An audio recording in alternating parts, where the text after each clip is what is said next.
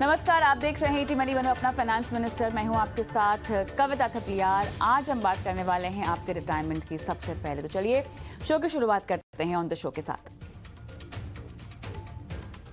Retirement वाले mutual fund पर करें कितना भरोसा? क्या रिटायरमेंट के लिए म्यूचुअल फंड है काफी?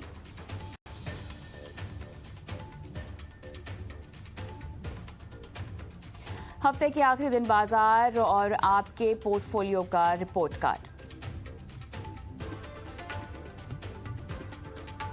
मॉनसून में रखें सेहत का ख्याल, जानें क्या खाएं क्या नहीं।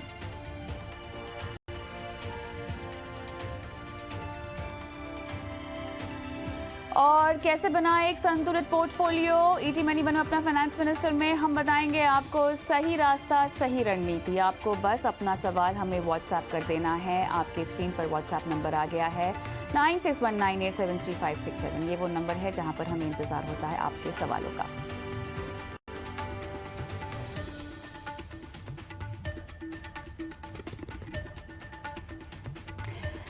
चलिए शो की शुरुआत करते हैं। हमारे आज के मेहमान हैं आनंद राठी वेल्थ के डिप्टी सीईओ फिरोज अजीज। फिरोज, स्वागत है आपका हमारी इस पेशकश में जहां पर हम रिटायरमेंट की बात करेंगे। उससे पहले मुझे ये बताएं फिरोज, आपने अपनी रिटायरमेंट की प्लानिंग क्या कर ली है? मैंने तो नहीं की है क्योंकि अभी तक मुझे रिटायर होने का मन नहीं कर रहा।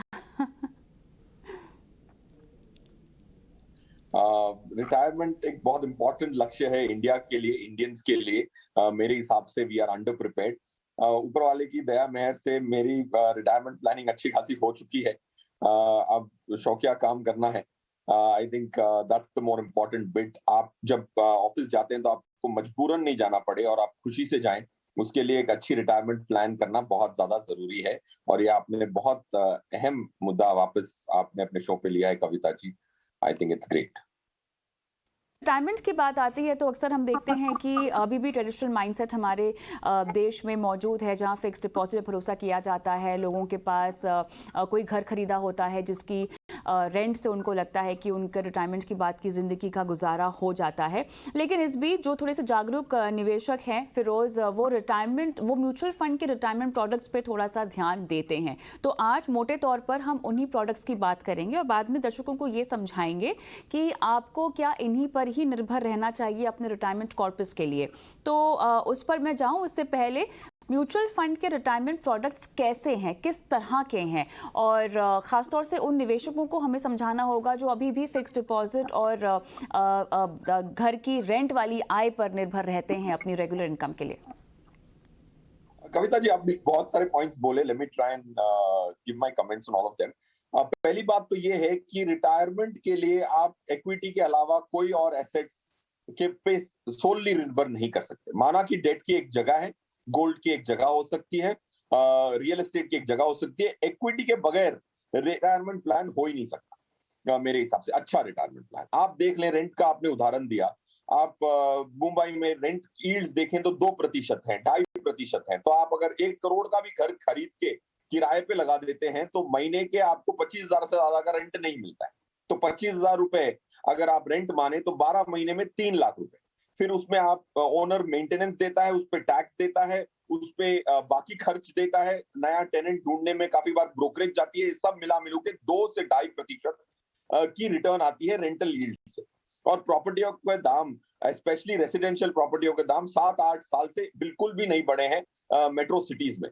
सो पॉइंट मैं ये कहना चाहता हूं कि रेंट अच्छा लगता है जब कोई किराएदार आपको रेंट देता है, बट आप अगर मैथमेटिक्स करके देखेंगे तो एफडी से भी आधा रिटर्न आपको रेंट के तौर पे मिल रहा है। तो उससे एफडी ही रिटायरमेंट प्लान नहीं कर पाती, तो रेंट तो बड़ी दूर की बात है। तो ऐसे ही काफी सारे इंस्ट्रूमेंट्स लगते अच्छे हैं, बट वो लंबी अवधि में महंगाई को मात नहीं दे पाएंगे और आपको अपनी लाइफस्टाइल को कॉम्प्रोमाइज करना पड़ेगा पोस्ट रिटायरमेंट, जो अच्छी बात नहीं है। बिल्कुल सही कहा आपने और सही गणित यहाँ पर दिया है। लेकिन अब mutual fund as a product हम देखते हैं तो इसमें तो आप अपने तमाम तरह के लक्ष्यों पर रणनीति बनाकर उन्हें अचीव कर सकते हैं, आपका कॉर्पस इकट्ठा हो सकता है, क्योंकि हर तरह के रिस्क एपेटाइट वाले निवेशक के लिए आपको म्यूचुअल फंड में प्रोडक्ट मिल जाएगा। थोड़ी जागरूकता की कमी है, लेकिन हमारी और आपकी कोशिशों से हम उम्मीद यही कर पाएंगे कि वित्तीय साक्षरता और फाइनेंशियल फ्रीडम और अवेयरनेस को लेकर जो मुहिम है वो सफल रहे। लेकिन म्यूचुअल फंड्स में क्योंकि तरह तरह के प्रोडक्ट्स और तरह तरह के टारगेट्स के लिए, लक्ष्यों के लिए आपके पास विकल्प है, रिटायरमेंट के लिए किस तरह के प्रोडक्ट्स हैं? देखिए, रिटायरमेंट के लिए प्रोडक्ट्स म्यूचुअल फंड में काफी सारे हैं, उनको हम रिटायरमेंट फंड्स कहते हैं। पॉइंट वन, इसमें क्या होता है कि पैसा जो कलेक्ट होता है उसमें लॉक इन होती है, ज्यादातर 5 साल की लॉक इन होती है। तो रिटायरमेंट में डिसिप्लिन लाने के लिए लॉक इन की जरूरत पड़ती है। काफी लोग अपना दिमाग नहीं लगाना चाहते, एक स्कीम में डालें और रिटायरमेंट के लिए वो इन्वेस्ट करते जाएं। वो जो एक ऑटो पायलट की जो फीचर है रिटायरमेंट फंड की, वो अट्रैक्टिव बना देता है इनको। Point two. Point three, retirement funds में भी बहुत सारी कैटेगरीज हैं। कोई अगर रिटायरमेंट के लिए किसी के पास 30 साल बचे हैं तो वो एग्रेसिव वाला रिटायरमेंट प्लान ले सकता है। किसी के पास 20 साल बचे हैं तो वो हाइब्रिड वाला ले सकता है। किसी के पास 5-10 साल ही बचे हैं तो शायद वो कंजर्वेटिव रिटायरमेंट प्लान ले सकते हैं। तो ये जो रिटायरमेंट की सॉल्यूशंस की जो उपलब्धि है म्यूचुअल फंड प्लेटफॉर्म में, वो काफी अच्छी है। अगर आपके पास वक्त 10 साल से ज्यादा है, 15 साल से ज्यादा है, तो मेरे हिसाब से aggressive retirement plans with 5-year lock-ins are actually a good option for somebody who does not want to apply too much mind and get started. अब सवाल यहाँ पर ये उठता है कि जिस तरह के म्यूचुअल फंड में हम प्रोडक्ट्स देख रहे हैं रिटायरमेंट के, उनकी अगर हम तुलना एक दूसरे तरह के म्यूचुअल फंड से करना चाहें, मान लीजिए अगर हम किसी लार्ज कैप फंड से करना चाहें या फ्लेक्सी कैप से करना चाहें, दो तरह की रिटायरमेंट की रणनीति मैं कंपेयर कर रही हूँ। एक रणनीति जो हमने रिटायरमेंट के म्यूचुअल फंड से बनाई है और एक रणनीति जो हम शायद बनाना चाहते हैं फ्लेक्सी कैप या किसी एक मोटे तौर पे लार्ज कैप फंड्स में। इनमें रिटर्न्स के लिहाज से और बाकी तमाम निवेश की रणनीति के लिहाज से क्या क्या डिफरेंसेस हैं और कहाँ पर कितना फायदा है और कैसे है? देखिए, दोनों की अगर सिर्फ रिटर्न पे तुलना करूं तो रिटायरमेंट प्लान्स की जरूरत ही नहीं है। म्यूचुअल फंड्स इक्विटी वाले अच्छे चुन सकते हैं, आप डेट वाले चुन सकते हैं, तो अपना खुद का कंजर्वेटिव रिटायरमेंट प्लान बना सकते हैं आप। बट रिटर्न ही एक अहम हिस्सा नहीं होता। काफी बार ये होता है कि अगर आप ओपन एंडेड स्कीम्स के लिए रिटायरमेंट का प्रयोग करते हैं, रिटायरमेंट के लिए ओपन एंडेड स्कीम्स का प्रयोग करते हैं, हमने ज्यादातर देखा है कि जब भी पैसे की जरूरत पड़ती है तो ये जो रिटायरमेंट की किटी सेविंग हो रही होती है उसी में छेड़खानी होती है। तो अगर आपने रिटायरमेंट में छेड़खानी नहीं करनी है तो रिटायरमेंट प्लान बहुत डिसिप्लिन ला। तो that's a very very big advantage. Second क्या है कि अगर आपके पास इतनी रिसर्च करने के लिए टाइम नहीं है, ना तो आपके पास 10-20 हजार रुपए मंथली डालने के लिए 2,000 रुपए हैं, तो आप इतनी रिसर्च वर्थ भी नहीं है, तो आपने रिटायरमेंट प्लान ले लिया। और aggressive retirement plan, Kavita ji, इतना अच्छा है मेरे हिसाब से। अगर आपने अपनी रिटायरमेंट प्लान की एफडी के साथ, तो अगर आपके पास 100 रुपए इकट्ठे होने वाले हैं रिटायरमेंट पे, अगर आपने एग्रेसिव रिटायरमेंट प्लान यूज किया तो 100 रुपए इकट्ठे होने के बदले 300-400 रुपए मिनिमम इकट्ठे हो सकते हैं आपके। तो 3-4 गुना की आपकी रिटायरमेंट कॉर्पस हो सकती है। और 25 साल का डेटा मैं बता रहा हूं आपको, 1-2 साल का नहीं, ये होता दिखा है। तो अगले 10-20 सालों में भी ऐसा ही आउटपुट आने की गुंजाइश है। इसीलिए retirement plans are a good thing with high discipline. तो ये जो हमारे रिटायरमेंट के म्यूचुअल फंड्स हैं, ये निवेश कहाँ कहाँ करते हैं फिरोज? ज्यादातर ये एसेट, डिफरेंट एसेट्स में इन्वेस्ट करते हैं। ये एसेट एलोकेटर फंड्स होते हैं। इसमें इक्विटी और debt is the most important and largest component. Equity और डेट में थोड़ा सा वो बदलाव भी करते हैं लॉन्ग टर्म में, क्योंकि लॉन्ग टर्म में मार्केट्स चेंज होती है। तो लार्जली इक्विटी और डेट में इन्वेस्ट करते हैं। अगर आपने एग्रेसिव वाला प्लान लिया तो 80-90% पैसा इक्विटी में लग जाता है, क्योंकि लॉन्ग टर्म पैसा है। अगर आप कंजर्वेटिव वाली लेते हैं तो 20% पैसा इक्विटी में जाता है, 80% पैसा डेट में जाता है। डेट का मतलब ये है कि आपने कंपनियों को उधार दिया तो सिर्फ ब्याज मिलेगा। इक्विटी में आप पार्टनर बन गए तो अपसाइड रिटर्न काफी ज्यादा हो सकती है। तो ये दो asset classes are the predominant components of the retirement plans. Planning की बात कर ही रहे हैं तो जितना जल्दी हो सके उतनी जल्दी आपको शुरू कर देना चाहिए। लेकिन अलग अलग एज ग्रुप के लिए रिटायरमेंट को लेके अलग अलग रणनीति होगी क्या फिरोज? यस, बिल्कुल होगी कविता ji. I think age group बहुत इंपॉर्टेंट है, क्योंकि एज ग्रुप से पता लगता है कि रिटायरमेंट के लिए वक्त कितना है। वक्त से पता लगता है कि आप कौन सी एसेट क्लास में कितने पैसे डाल सकते हैं। अगर वक्त छोटा है, 3 साल का वक्त है, तो आप इक्विटी में नहीं जा सकते। काफी बार ऐसा होता है कि जब आपको पैसे की जरूरत पड़ती है तो मार्केट ऊपरी स्तरों पे नहीं होती, तो आपका नुकसान हो सकता है। इसीलिए लंबी एज से अवधि पता लगती है, अवधि से एसेट एलोकेशन पता लगता है, तो इसीलिए एज बहुत इंपॉर्टेंट है।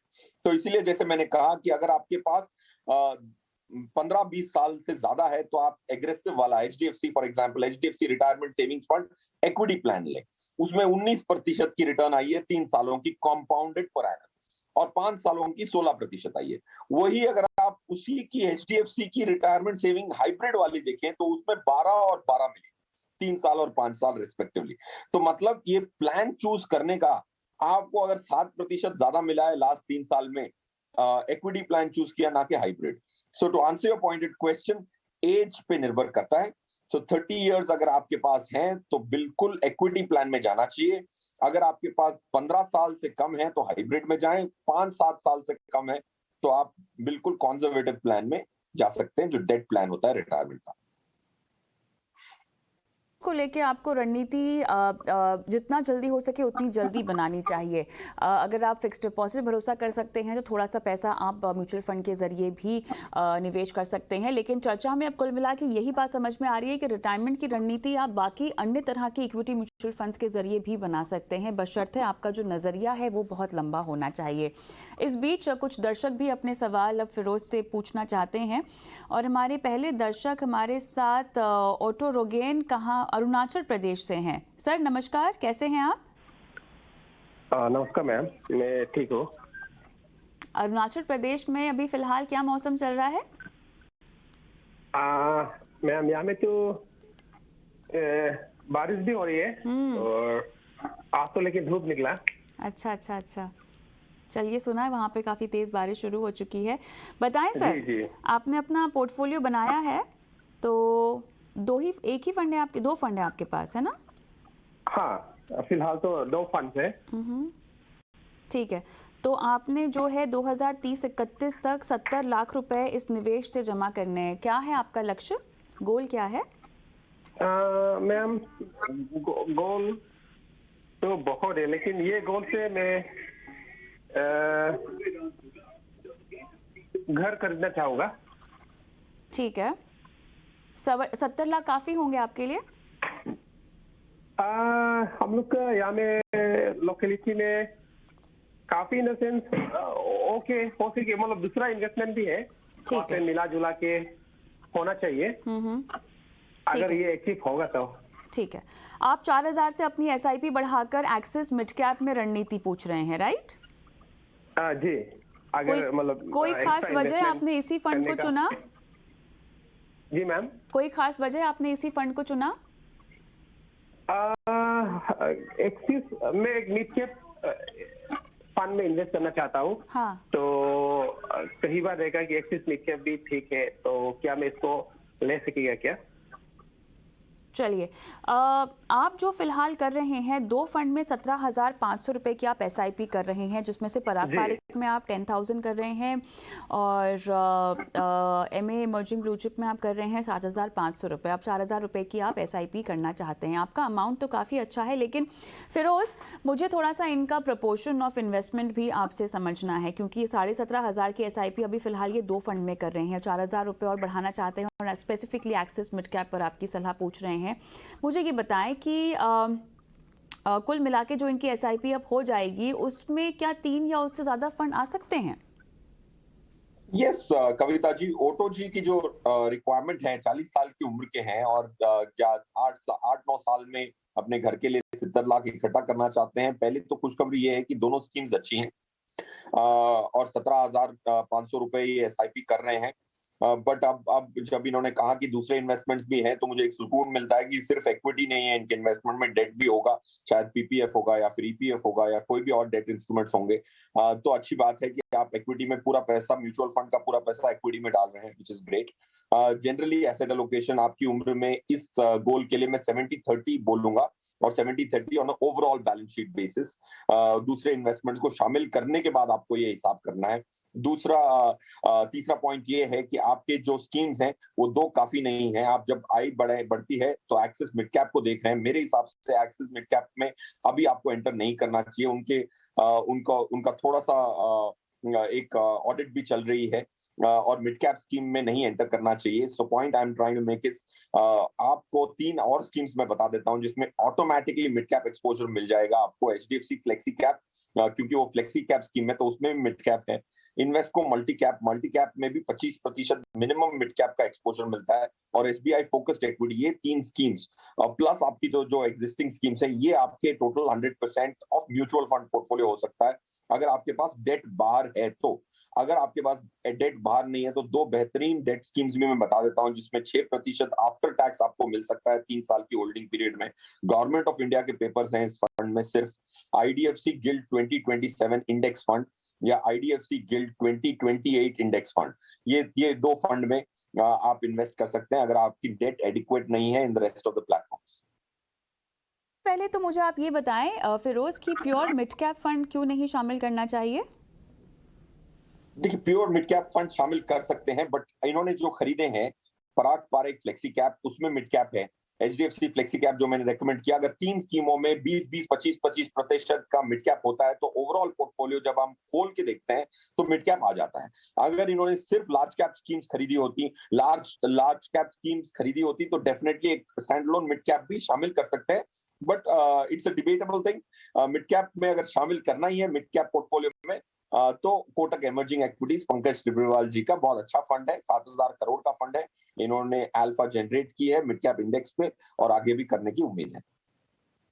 तो अब आप इनको जो है यहाँ पर इनके पास आपकी सलाह अगर मान लें तो लगभग 6 स्कीम्स हो जाएंगी इक्विटी की। आपने इनको डेट भी रेकमेंड किया है, इनकी टाइम होराइजन को ध्यान में रखते हुए आप डेट रेकमेंड कर रहे हैं?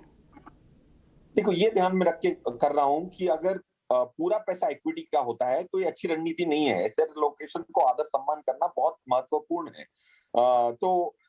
जब इन्होंने क्लैरिफाई किया है कि दूसरी प्लेटफॉर्म्स में उनकी इन्वेस्टमेंट्स हैं, अब वो पूरी इन्वेस्टमेंट्स की डिटेल हमारे पास नहीं है। अगर उधर डेट ना हो और एडिक्वेट डेट ना हो, 30% आपकी टोटल पैसे आप डेट में रखें, अगर यही पूरा पैसा होता तो जाहिर सी बात है कि डेट फंड शामिल करने थे। अगर ये एक छोटा हिस्सा है उनके ओवरऑल पोर्टफोलियो का तो डेट की जरूरत नहीं है। अगर एज्यूमिंग एफडी होगी, आरडी होगी, पीपीएफ होगा, ईपीएफ होगा या कोई सुकन्या समृद्धि योजना होगी तो वो सब डेट प्लेटफॉर्म्स हैं। So point I am trying to make is overall portfolio पे कविता जी इनको 70% इक्विटी रखना चाहिए, 30% डेट रखना चाहिए। ओवरऑल पोर्टफोलियो की जब ये एनालिसिस करेंगे तब ये करेक्ट न्यूमेरिकल इंटीजर्स पे पहुंच पाएंगे अपने स्पेसिफिक पोर्टफोलियो पे। फिरोज, ये 6 स्कीम्स में रहना जरूरी है कि इसमें से ये केवल 4 अपने लिए चुन सकते हैं, और अगर 6 में ही रहना है तो डिवीजन कैसे होगा? देखिए, अगर आप डिवीजन की बात करें तो मेरे हिसाब से 20% ऑफ, अगर समझिए कि 70% आपका जो पैसा है वो इक्विटी में जाना है, 30% डेट में जाना है, तो 70 का मैं आपको बता देता हूँ। 70 में से 20 जाएंगे मेरा एसेट इमर्जिंग ब्लू चिप में, 10 जाएंगे पराग पारेख फ्लेक्सी कैप में, तो 30 हो गए, बाकी बचे 40। उसमें HDFC flexi cap 15, SBI focused equity 15 और इन्वेस्को मल्टी कैप 10। ये टोटल 70 हो गया और 30 आप बाकी डेट प्लेटफॉर्म्स को यूज कर सकते हैं। अगर वो उसको यूज नहीं कर रहे तो ये आईडीएफसी गिल्ड इंडेक्स फंड 2027 बेहतरीन है। इसमें सिर्फ गवर्नमेंट के 2 पेपर हैं जो 2027 तक फंड मैनेजर छेड़ेगा नहीं और उसको होल्ड करेगा। इसको कहते हैं रोल डाउन मैच्योरिटी। इसमें इंडेक्सेशन की बेनिफिट के बाद 6.2 से 6.3 की रिटर्न कंपाउंडेड 5 साल के लिए post tax in spite of you being in the highest tax bracket is possible. ये योगेन जी, और कोई सवाल पूछना चाहते हैं फिरोज से? मैम जी, फिलहाल के लिए तो हो जाएंगे। अगर मुझे 3 फंड चुनना है अपार्ट फ्रॉम ये जो पारिक फ्लेक्सी कैप और ये मेरा ऐसे blue chip emerging blue chip fund, एक और चुनना है तो किसको चुन लूं मैं? 3 फंड मुझे रखना है। अच्छा, फिरोज? देखिए, इसको कॉम्प्लीमेंट करने वाला फंड मेरे हिसाब से अगर आप तीसरा फंड ही चुनना चाहते हैं तो कोटक इमर्जिंग इक्विटी फंड्स चुनें। ओके, बिकॉज आप अगर दूसरे फंड नहीं ले रहे हैं तो आपको मिड कैप की कमी होगी आपके पोर्टफोलियो में। तो इसीलिए जैसे कविता जी ने भी हाईलाइट किया कि why not a stand alone mid cap scheme. अगर आप ये 3 स्कीम्स जो मैंने आर्टिकुलेट की वो नहीं खरीद रहे तो कोटक इमर्जिंग इक्विटीज खरीद लें, ताकि मिड कैप एक हो जाए, लार्ज कैप एक हो जाए और फ्लेक्सी कैप एक हो जाए आपके पोर्टफोलियो। चलिए योगेन जी, आप अपनी पोर्टफोलियो में बदलाव कीजिएगा और अपने निवेश में बरकरार रहिएगा, बढ़ाने की भी कोशिश कीजिएगा निवेश राशि को। शशि प्रजापति जी फोन लाइन पर हमारे साथ हैं। नमस्कार। नमस्कार। कहाँ से बोल रहे हैं सर? मैं रोहतास बिहार से बोल रहा हूँ। आप बिहार से बोल रहे हैं, बताइए सर। मैं देख सकती हूँ आपने तो बहुत सारा निवेश किया हुआ है। हाँ, बेटे की पढ़ाई के लिए अलग से किया है, बेटी की पढ़ाई के लिए अलग से किया है ना? जी जी मैम। ठीक है, तो सबसे पहले तो आपने अपने घर, तो आपने अलग अलग फंड्स को अलग अलग लक्ष्य दे रखे हैं। हाँ, लक्ष्य अलग से लिंक कर दिया हूँ। क्या ये स्ट्रेटजी सही है कि क्या करना? कहाँ से सीखी आपने ये रणनीति? ऐसी सोए देखकर। अच्छा, चलिए, तो आपने 2030 तक घर खरीदना है, 20 लाख रुपए आपको चाहिए। 20 लाख रुपए काफी होंगे ना? जी जी। ठीक है, बेटे की पढ़ाई के लिए 2030 तक 15 लाख, और आपने इसमें एक फंड में पैसे डाल रखे हैं। पहला वाला आपका एक्सिस ब्लू चिप है, दूसरा आपका कैनरा बैंक का इमर्जिंग इक्विटी है। फिर पहली बेटी के 2034 तक 20 लाख रुपए PGIM India flexi cap Sukanya Samriddhi Yojana आपने शुरू कर रखी है। दूसरी बेटी के लिए पराग पारिक फ्लेक्सी कैप है। अच्छा, दूसरी बेटी के लिए भी 2035 तक 20 लाख चाहिए, उसमें आपने पराग पारिक फ्लेक्सी कैप है। रिटायरमेंट की भी आपने अपनी प्लानिंग कर रखी है, 2 करोड़ रुपए 2046 तक। PGIM India mid cap, Kotak small cap, Motilal Oswal का नैस्डैक 100 एफओएफ आपने लिया हुआ है। सर, बहुत अच्छा लगा, आपने इतने क्लियरली और इतनी सधीवे तरीके से अपने लक्ष्यों को लाइन अप किया है और उसके मुताबिक आपने फंड्स का भी चुनाव किया है। बहुत अच्छी बात है। मेरे ख्याल से फिरोज़ भी आपको बधाई देना चाहेंगे कि इतनी सॉर्टेड प्लानिंग आपने की है। लेकिन फंड सही है या नहीं, निवेश राशि सही है या नहीं इन लक्ष्यों के लिए, फिरोज़ बताएं। यस कविता जी, मैं बिल्कुल सहमत हूँ। शशि जी ने बहुत अच्छी प्लानिंग की है, सेपरेटली गोल्स को रखा है और उसके लिए सेविंग्स कर रहे हैं। मेरे हिसाब से जो ये 22,400 की एसआईपी कर रहे हैं उसको थोड़ा सा बढ़ा सकते हैं, तब जाके ये पूरे गोल्स पूरे होंगे। माना कि 14.5-15% पे इसी अमाउंट पे गोल्स पूरे, सारे गोल्स पूरे हो सकते हैं, बट मेरे हिसाब से 12% की उम्मीद करना वाजिबी है। तो थोड़ा सा इनको स्ट्रेच करना पड़ेगा। ऑलमोस्ट 49,000 की एसआईपी की जरूरत पड़ती है अगर 12% की रिटर्न आती है। तो ये शशि जी ध्यान में रखें और जितना स्ट्रेच कर सकते हैं उतना करें, ताकि गोल में कोई चूक नहीं हो। इतनी अच्छी प्लानिंग की है तो it will be ironical if you don't get that. रहा सवाल कविता जी, इनके एसेट एलोकेशन की रिकमेंडेशन मेरे हिसाब से 80-20 की होगी, 80 इक्विटी 20 डेट। तो ओवरऑल पोर्टफोलियो देखते हैं तो 80-20 आप बिल्कुल इसको अपना गुरु मंत्र मान के आप 80-20 के राह पे चल पड़े। That's one. स्कीम्स में अच्छी बात यह है कि इनकी जो 8 स्कीम्स है उसमें से 5 में मैं करंटली होल्ड बोलूंगा। अच्छी स्कीम्स है, उसको बरकरार रखें। 3 फंड उनको एग्जिट करने हैं। एक्सिस ब्लू चिप फंड ये निफ्टी को सिग्निफिकेंटली अंडर परफॉर्म कर चुका है और मेरे हिसाब से फ्यूचर प्रोस्पेक्ट इतना ब्राइट नहीं है जितना ये 4-5 सालों से अच्छा परफॉर्म कर रहा था। लास्ट 1.5-2 ईयर से it has faltered big time and it's gone into an underperforming cycle. Axis blue chip fund, Motilal Oswal Nasdaq fund मेरे हिसाब से एग्जिट करना चाहिए। लोगों ने बहुत नैस्डैक में अपना पैसा लगाया पास्ट परफॉर्मेंस को देख के और लास्ट 1 ईयर में बहुत अंडर परफॉर्मेंस आई है। नैस्डैक एक थीमेटिक स्कीम है, वो भी global thematic scheme. I think you should stay away. PGIM India flexi cap को भी आप एग्जिट करके 3 और स्कीम्स को अपने पोर्टफोलियो में शामिल कर सकते हैं। HDFC flexi cap, Invesco India multi cap, SBI focused equity. अच्छा फिरोज़, कहीं ना कहीं हालांकि जिस तरह से इन्होंने अपनी प्लानिंग की है, मुझे लगता है कि ये काफ़ी जागरूक इन्वेस्टर हैं और समझते हैं कि महंगाई जो है वो किस तरह से आपके लक्ष्यों को थोड़ा सा डगमगा सकती है। अब ऐसे में इन्हें अगर अपने निवेश में कुछ बदलाव करने हो, निवेश राशि में बदलाव करना हो या अपने गोल्स को फिर से लाइन अप करना हो, तो क्या क्या अब करना चाहिए? देखिए, महंगाई जो है, अभी जो लेटेस्ट आंकड़ा आया है 7.79% का महंगाई का आंकड़ा है। ये बहुत इंपॉर्टेंट है। जैसे बच्चों के पासिंग मार्क्स होते हैं, वैसे ही इन्वेस्टमेंट की पासिंग मार्क ये होती है कि भाई महंगाई बीट हुई कि नहीं हुई। क्योंकि अगर समझो कि उदाहरण के तौर पे मैं अपने शर्ट खरीदने के लिए 5,000 रुपए रखता हूं और अगले साल खरीदने के लिए जाता हूं और मेरे 5,000 जो निवेश किए हैं वो बढ़ के 6,000 हो जाते हैं साल भर में। बट मैं जब ये 6,000 लेके दुकानदार के पास जाता हूँ और दुकानदार कहता है कि अब ये शर्ट 5,000 की नहीं 8,000 की हो चुकी है, तो मेरे पैसे देखने में तो बढ़ गए, बट वो पैसे जो 5,000 से 6,000 बढ़े थे, बट 6,000 में क्या मैं वो शर्ट खरीद पाया? नहीं खरीद पाया। तो इसीलिए 8,000 की शर्ट मैं अब 6,000 में नहीं खरीद सकता। इससे तो बेहतर था कि मैं पहले ही खरीद लेता। इसीलिए जैसे आप कविता जी हर शो में हाईलाइट करती हैं, महंगाई को मात देना बहुत इंपॉर्टेंट है और 7.79 की महंगाई आई है, वो पासिंग मार्क माना जाएगा। तो आपकी जो गोल्स हैं, उसमें थोड़ी महंगाई में आपने कमी पेशी की है। आप गोल्स को रिविजिट करें। हर गोल में अगर समझिए आज आपको एक काम के 5 लाख रुपए की जरूरत है, समझो पढ़ाई के लिए, तो 20 सालों बाद वो 5 लाख से काम नहीं बनेगा, 4 गुना 20 लाख रुपए की जरूरत पड़ेगी। तो हमेशा इन्फ्लेशन 10 साल में दुगना कर लें, 20 साल में 4 गुना कर लें, 30 साल में 8 गुना कर लें। ये पैसे की जरूरत पड़ेगी महंगाई की वजह से। बिल्कुल। महंगाई का आकलन अपने हर लक्ष्य में आपको ज़रूर करना चाहिए, लेकिन साथ ही फिरोज़ आप जब कभी फंड्स रेकमेंड करते हैं तो आपकी पूरी रिसर्च टीम की बैक एक होमवर्क होती है जिसके तहत आप फंड्स को स्टडी करते हैं, रेकमेंड करते हैं।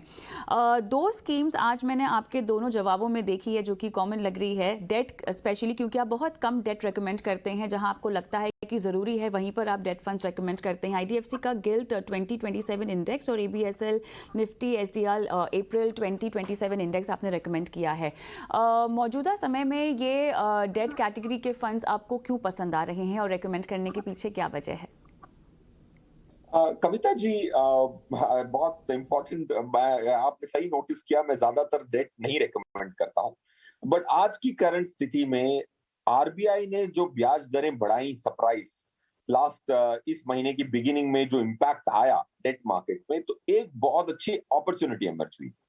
तो अगर सोचिए कि आप हाईएस्ट टैक्स ब्रैकेट में हैं, जो 30% की ब्रैकेट में है, तो ये फंड खरीदने से आपको ऑलमोस्ट 10% की एफडी की रिटर्न पोस्ट टैक्स मिल सकती है।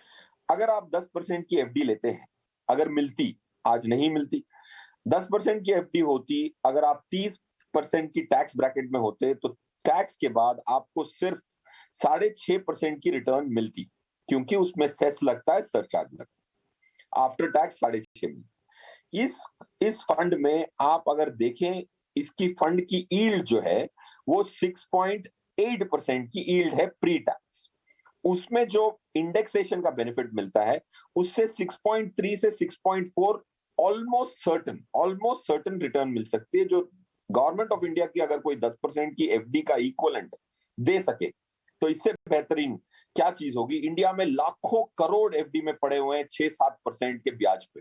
अगर गवर्नमेंट ऑफ इंडिया का पेपर खरीद के आप 10% की एफडी का इफेक्ट ले सकते हैं, तो क्यों ना लिया जाए। इसीलिए मैं बड़ा पैशनेटली ये रेकमेंड कर रहा हूँ। बहुत बढ़िया, बहुत विस्तार से प्रजापति जी के सवाल का हमने जवाब दिया है। क्या फोन लाइन पर हमारे साथ हैं आप? जी मैम। चलिए, आपको सलाह समझ में आ गई सर? जी मैम। बहुत बढ़िया, धन्यवाद अपना सवाल भेजने के लिए। अनिकेत फोन लाइन पर है मेरे साथ। अनिकेत, हेलो। हाय, क्या हालचाल? हाँ मैडम, सब बढ़िया। क्या करते हैं? मैडम मैं गवर्नमेंट एम्प्लॉय हूँ मैडम। अच्छा। हाँ, तो मैंने अभी एक्चुअली रिटायरमेंट प्लानिंग, मतलब मेरा वो एनपीएस वगैरह वो सब कुछ सेट है। कुछ फंड मैंने अभी सिलेक्ट किए हैं, तो मैं अपने बच्चों के लिए मतलब कि 20 साल के बाद ये करना चाहता हूँ, उनकी पढ़ाई और इसके लिए। तो वो वेल डाइवर्सिफाइड है क्या, और उसमें कोई चेंजेस की जरूरत पड़ेगी क्या? इस मतलब मैंने सोच के रखा था कि लार्ज कैप, मिड कैप और स्मॉल कैप में इक्वली ये हो, इसलिए कोटक इक्विटी अपॉर्चुनिटी और एक्सिस ग्रोथ अपॉर्चुनिटी फंड और एक्सिस स्मॉल कैप फंड लिया था, और फ्लेक्सी कैप में एक पराग पारिक फ्लेक्सी कैप, और एक थोड़ा सा एग्रेसिव के लिए एसबीआई फोकस और टाटा डिजिटल इंडिया फंड लिया है, ताकि थोड़ा सा लॉन्ग टर्म में एग्रेसिव थोड़ा सा ये हो, इसलिए। तो ये वेल डाइवर्सिफाइड पोर्टफोलियो है क्या, इस तरह से मैं पूछ रहा हूँ। बहुत बढ़िया। आपने कहा है कि 20 साल के बाद 2 करोड़ आपको चाहिए, लेकिन आपने कहा है कि एनपीएस में भी आप इसके अलावा निवेश कर रहे हैं ना? एनपीएस में कितना जा रहा है सालाना? ये मंथली मेरा 9,000 से जा रहा है। और ये जो पोर्टफोलियो बनाया है ये आपने कब से बनाया है? ये अभी मैंने फिलहाल 6 महीने से बनाया है। एक्चुअली उसके पहले मैंने बहुत बार ये किया था, मतलब कि वो मैं वही हूँ जो कोरोना के बाद जो आए, मार्केट डाउन के बाद जो इन्वेस्टर आए उसमें बहुत सारी गलतियां कर ली, लेकिन अभी थोड़ा सा एक वेल डाइवर्सिफाइड बनाने की कोशिश कर दी। क्या गलती की बताइए अनिकेत, क्योंकि आपके वो बाकी दर्शक भी तो सुन रहे हैं ना, आपसे कुछ ना कुछ सीखेंगे। बताएं क्या गलती की? हाँ, मतलब कि बार बार रिडेम्पशन करना, एक फंड से दूसरे फंड में जाना, कभी ओवरसीज फंड ले लिया तो वहाँ पे नहीं हो रहा है तो कभी स्मॉल कैप फंड ले लिया, हाँ। उसके बाद नहीं हो रहा है तो ऐसे बहुत बार ये कर लिए। तो थोड़ा सा देख लिया आपके बहुत से चैनल में कि तो ये करना, मतलब कैसे रखना चाहिए, लॉन्ग टर्म में कैसे रहना चाहिए, तो सब कुछ देख के सोच के ऐसा ये पोर्टफोलियो बनाया।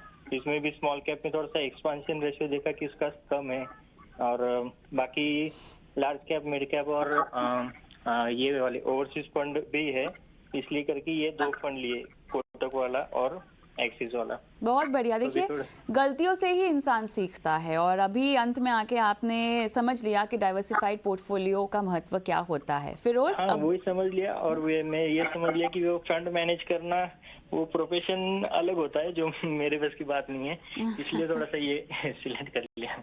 बहुत अच्छी बात है। यहाँ पर आपने म्यूचुअल फंड्स के जरिए निवेश किया है और मैं तो ये भी कहूँगी कि आने वाले वक्त में आपका पोर्टफोलियो बढ़ेगा तो आपको एक फाइनेंशियल प्लानर को भी हायर कर लेना चाहिए, जो कि आपको सही सलाह भी दिखाएंगे। डॉक्टर तो है ना आपका एक फैमिली डॉक्टर, वैसे एक फाइनेंशियल प्लानर भी होना चाहिए। बहरहाल, अभी आपने सवाल हमें पूछा है तो अच्छा किया, फिरोज आपको गाइड करेंगे। फिरोज। यस कविता जी, अनिकेत, आप 28 साल की उम्र के हैं, और काफी जल्दी ऊपर वाले की दया से आपको जल्दी सीख मिली है। म्यूचुअल फंड एक बहुत बोरिंग इंस्ट्रूमेंट है। अगर आप बोरियत से परेशान होंगे तो म्यूचुअल फंड आपके लिए नहीं है। ये स्टॉक्स जो हैं वो काफी इंटरेस्टिंग होते हैं। एक दिन में 4%, कभी ऊपर चले गए, 3% नीचे चले गए। म्यूचुअल फंड बहुत धीरे धीरे बढ़ता है या घटता है, तो इसीलिए एक बोरिंग इंस्ट्रूमेंट है, बट बहुत अच्छा वेल्थ क्रिएशन टूल है।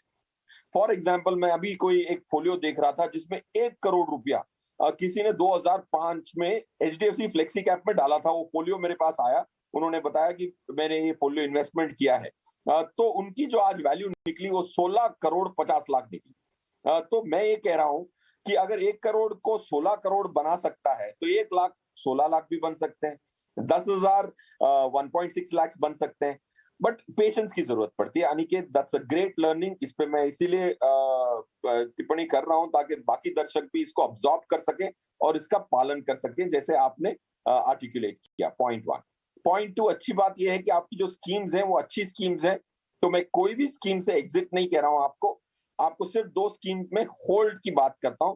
एसआईपी को होल्ड करें, पराग पारिक फ्लेक्सी कैप में और एक्सिस ग्रोथ अपॉर्चुनिटीज, इसमें दोनों में होल्ड करें और नई 2 स्कीम्स आप ऐड कर लें, एचडीएफसी फ्लेक्सी कैप और एसबीआई कॉन्ट्रा। तीसरी बात आपके पोर्टफोलियो की अच्छी बात यह है कि आपकी ज्यादा रिपीटेड नहीं है एक एएमसी।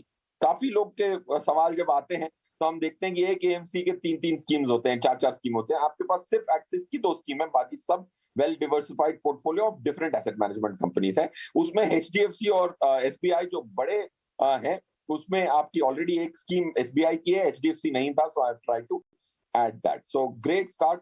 और अगर आप प्रोफेशनली नहीं करना चाहते ये, तो इसीलिए तो म्यूचुअल फंड होते हैं कि थोड़ा सा पैसा दो और प्रोफेशनल अपना काम करेगा और मैं अपना प्रोफेशन में जिस काम में माहिर हूँ वो उस पर तवज्जो दे सकूं और इन्वेस्टमेंट्स को किसी और पे छोड़ सकूं। अनिकेत, कोई सवाल पूछना चाहते हैं फिरोज को? हाँ मैडम, सर ने कहा कि एक्सिस वाला और पारंपरिक स्टॉक करने को कहा है, मतलब कि होल्ड, तो इससे मेरा यूएस स्टॉक में या फिर ग्लोबल स्टॉक में तो एक्सपोजर नहीं जाएगा, तो ये कैसे करूं? मुझे उसमें भी करना था। फिरोज, देखिए अनिकेत, मेरे हिसाब से global, of course global diversification अच्छी बात है, तो एसबीआई फोकस्ड इक्विटी में ऑलरेडी थोड़ा सा ग्लोबल एक्सपोजर है, पराग पारिक में भी है। मेरे हिसाब से अगले 15-20 साल इंडिया के होंगे। लास्ट 25 साल शायद डेवलप्ड मार्केट्स के हुए होंगे। इंडिया में जो growth, India is the largest fastest growing large economy in the world. And क्या ये एक फ्लैश इन द पैन है? मेरे हिसाब से ये फ्लैश इन द पैन नहीं है। क्या ये स्टेटस इंडिया का अगले 15-20 साल तक बरकरार रहेगा? मेरे हिसाब से बरकरार रहेगा। जब तक कि आपके पास ग्लोबल गोल्स नहीं हो, बच्चों को बाहर पढ़ाने भेजना है, जो कि बहुत दूर की बात है, आप सिर्फ 28 के हैं, तब आपको डॉलरों की जरूरत पड़ेगी, तो ग्लोबल फंड्स बहुत महत्वपूर्ण है। तो I think you will not miss too much if you don't have that little extra global exposure. SBI focused में ऑलरेडी है थोड़ा सा global exposure and that should be sufficient in my opinion. Aniket, बहुत बहुत धन्यवाद सवाल हमें भेजने के लिए। उम्मीद करते हैं कि आपको सलाह समझ में आई फिरोज़ की, उस पर आप उसके मुताबिक बदलाव करेंगे अपने पोर्टफोलियो में। और फिरोज़, बहुत बहुत धन्यवाद, समय निकाला और दर्शकों की आज फाइनेंशियल प्लानिंग करवाई है। Thank you so much. चलिए, इसी के साथ हम रुकेंगे एक छोटे से ब्रेक के लिए, और ब्रेक पर जाएं उससे पहले वो नंबर जहां पर आप भी अपने सवाल भेजकर अपनी फाइनेंशियल प्लानिंग हमसे करवा सकते हैं, 9619873567, ये वो नंबर है जहां पर हमें इंतज़ार होता है आपके सवालों का। आप सवाल लिखित रूप से भेज सकते हैं, साथ ही अपने सवालों का वीडियो भी हम तक पहुंचा सकते हैं। वीडियो हम टीवी स्क्रीन पर दिखाएंगे और हमारे एक्सपर्ट आपके सवाल का जवाब देंगे और कराएंगे आपकी फाइनेंशियल प्लानिंग। मिलती हूँ आपको इस छोटे से ब्रेक के बाद।